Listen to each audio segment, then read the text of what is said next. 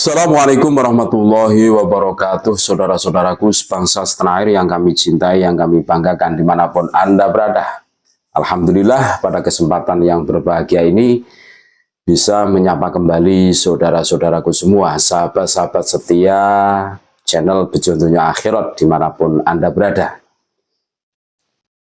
Kita semua tentu tidak asing dengan Kiai Muharrar Khuddori, dulu muhibin berat ini, tapi agaknya ya masih muhibin juga ini, karena baru-baru ini beliau juga hadir di Hall Solo katanya. Nah, ini ada yang menarik dari pengajian Kiai Muharrar Khuddori ini, makanya perlu kami unggah karena ada edukasinya. Jadi Kiai Muharrar Khuddori ini pada saat ngisi pengajian terus ditanya oleh jamaah emak-emak, ibu-ibu ya, hari ini kita semua tentu tidak asing dengan polemik nasab. Ternyata emak-emak juga mengikuti polemik nasab ini, kan masih terus bergulir. Banyaknya orang-orang yang mengaku sebagai cucu Nabi. Habib itu loh, di dalam tubuhannya ada darah suci. Wah, banyak kan kasus-kasus seperti itu. Nah, itu yang dipertanyakan.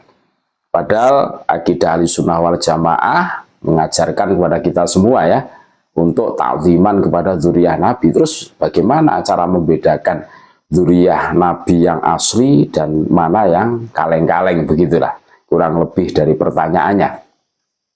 Itu dijawab oleh Kiai Muharrar Khuddori. Menarik dari apa yang disampaikan beliau.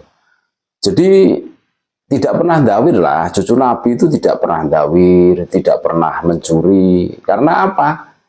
Baginda Nabi sabdanya jelas, seumpama Fatimah mencuri, aku yang akan memotong tangannya. Berarti apa?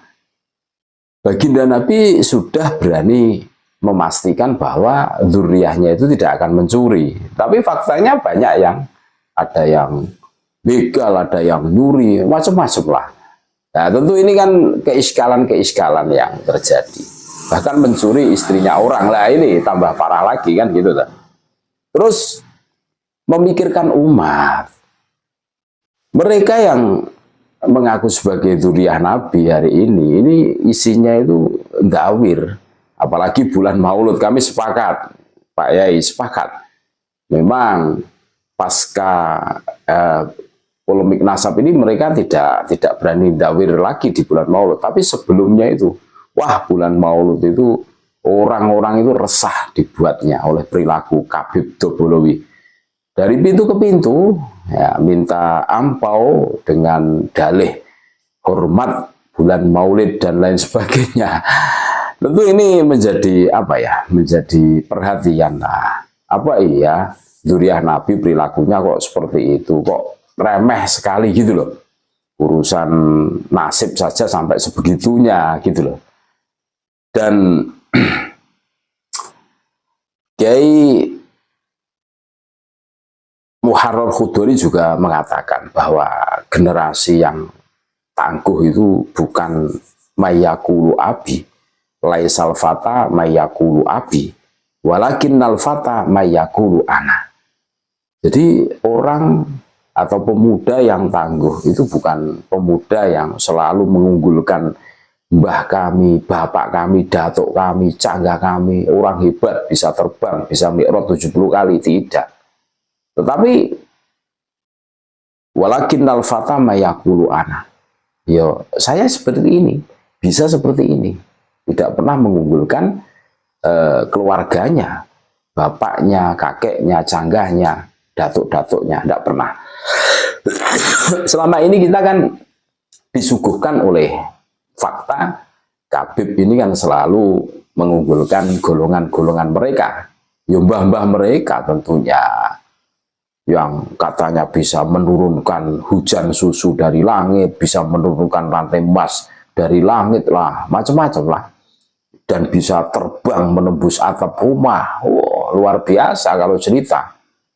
Nah, bahkan ada yang mi'raj 70 kali kan gitu tuh. Wah, ini kan mengunggulkan mbah-mbah mereka. Mayakulu abi, Nah, ini salah satu tandanya mereka itu bukan dzurriyyah Nabi, cengeng, dzurriyyah yang cengeng gitu kan, baperan gitu lah. Ya, generasi yang tangguh itu adalah generasi yang mayakulu ana, bertanggung jawab untuk dirinya sendiri, tidak bawa-bawa leluhurnya, begitu loh. Walaupun leluhurnya itu orang ampuh, ya seperti dzurriyyah Wali Songo, tidak pernah mengaku sebagai dzurriyyah Nabi, tidak pernah Wali Songo itu, seperti itu.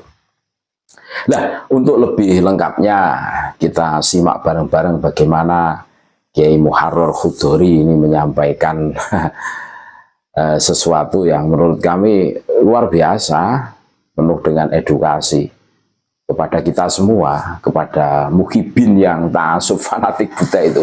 Ayo sadar saudara-saudaraku semua, kita dengarkan bareng-bareng. Assalamualaikum warahmatullahi wabarakatuh. Yang belakang bisa nanti. Nama saya Ibu Koyumah dari Ya Bun. Desa Babakan Losarilor. Ya. Yang saya tanyakan, saat ini kan sedang viral masalah nasab. Nabi orang-orang mengaku keturunan Nabi sampai tes DNA. Ya Bun. Kemudian banyak yang mengaku Habib. Ji. Turunan Nabi. Yang saya tanyakan itu ciri-ciri Habib yang asli, kemudian nasabnya langsung ke Nabi Muhammad itu yang seperti apa? Ji. Itu saja Pak Kiai, terima kasih. Bismillahirrahmanirrahim. Orang bingung mikirin nasab gara-gara tidak mikirin nasib. Laisal fata mayyakulu abi walakinnal fata mayyakulu anada. Yang dinamakan pemuda yang benar-benar pemuda, yang tidak pernah mengandalkan ayahnya, kakeknya, buyutnya, cangganya, udek-udek siwurnya, enggak. Yang dinamakan pemuda adalah mengatakan apa mene gelut karo aku, lah itu baru pemuda. Pemuda tak kandake pak aku masa gitu, bapakku dokter takon nyuntik bokongmu, ya kan? Masa gitu. Jadi orang itu terlalu bingung masalah nasab gara-gara tidak pernah memikirkan nasibnya diri sendiri. Pada akhirnya bingung, pada akhirnya kacau balau. Sesungguhnya dzurriyyah Rasul, semua dzurriyyah Rasul yang pernah disabdakan oleh Rasulullah, beliau mengatakan, seumpama Fatimah mencuri, kupotong tangannya.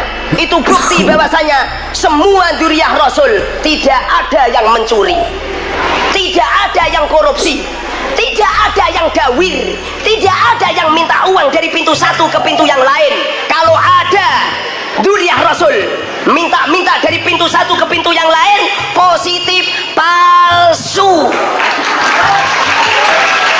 Jangan diberi, palsu Pak Dokter, palsu. Nggak mungkin. Darah Rasulullah itu jiwanya wabil mu'minina raufur rahim, jiwanya berbagi, jiwanya memikirkan, mensubsidi, memikirkan kesejahteraan umat, bukan malah nodongi umat. Tidak menjual imamah yang besar sak gentong-gentong, bukan memamerkan serban yang besar, jubah yang anu. Pada akhirnya hanya untuk menipu umat, untuk mencari uang yang sedikit. Bohong. Dzurriyyah Rasul tidak seperti itu. Dulu ada putranya Nabi Nuh, dia seorang nabi dan seorang rasul, termasuk ulul amri, ulul azmi. Apa yang terjadi? Kan'an dirungkatkan oleh Allah, Kan'an dikatakan oleh Allah, laisa minkal, mereka tidak termasuk keluargamu. Laisa min ahlik, wahai Nabi Nuh, mereka tidak termasuk keluargamu.